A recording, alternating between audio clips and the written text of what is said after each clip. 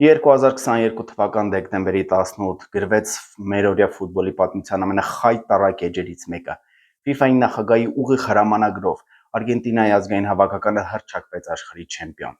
Սկզբում 11 մետրանոցների միջոցով Մեսսիին քաշտվեցին քառորդ եզրափակիչ։ Հետո FIFA-ի նախագահը հրաման իջեցրեց։ Նիդերլանդների ազգային հավաքականի ֆուտբոլիստները պետք է վրիպեն հետխաղա 11 մետրանոցները, որ Մեսսին մտնի կիսաեզրափակիչ։